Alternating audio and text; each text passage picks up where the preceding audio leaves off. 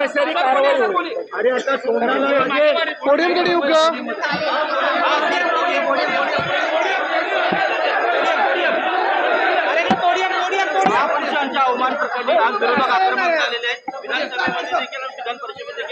नक्कीच आम्ही आक्रमक झालेलो आहोत। महापुरुषांचा अपमान हा महाराष्ट्र सहन करून घेणार नाही।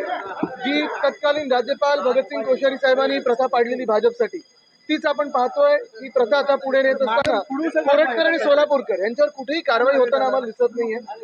सरकार शांत बसलेलं आहे, मग इथून तिथून भलत्या विषयांमध्ये लक्ष विचलित करतं। पण हिंमत असेल तर मग ते आबू आझमी असतील किंवा कोरटकर असतील किंवा सोलापूरकर असतील, करा ना अटक, त्यांना बेड्या ठोका। आज कोरटकर आणि देवेंद्र फडणवीसांचे फोटो देखील समोर आलेले आहेत। आज कोरटकर आज फोटोज खूप चर्चेत आहेत, अनेक फोटोज चर्चेत आलेले आहेत।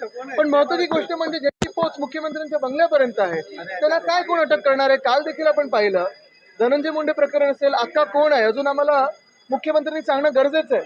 पण काल राजीनामा हा घेतल्यानंतर साधारणपणे प्रश्न हाच पडतो की काल जो फोटो व्हायरल झाला, काल जो फोटो सगळं चार्जशीट मधून आपल्या माध्यमातून लोकांपर्यंत पोहोचला, हा फोटो काही मुख्यमंत्र्यांच्या हाती दुसऱ्या दिवशी गेला नसेल, हे तर लगेच कळतं ना। पण मग 3 महिने कशासाठी काढले, कोणासाठी काढले, कोणाला संरक्षण देतं आपण, कोणी हात बांधून ठेवलेत मुख्यमंत्र्यांचे, हा एक प्रश्न उपस्थित होतोच।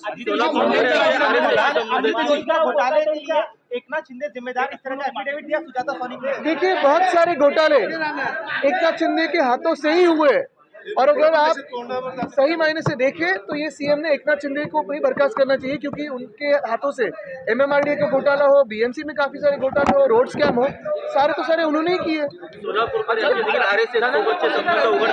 बघा, आता तुम्हाला आठवत असेल कुरुळकरांचं काय झालं पुढे, आणि म्हणून कोणाशी संबंध आहे हे न बघता कुठच्याही संस्थेनी, मला वाटतं कोणालाही जे देशविरोधी कारवाई करतात, महापुरुषांच्या विरोधात बोलतात, त्यांना कोणी संरक्षण देता नाही का?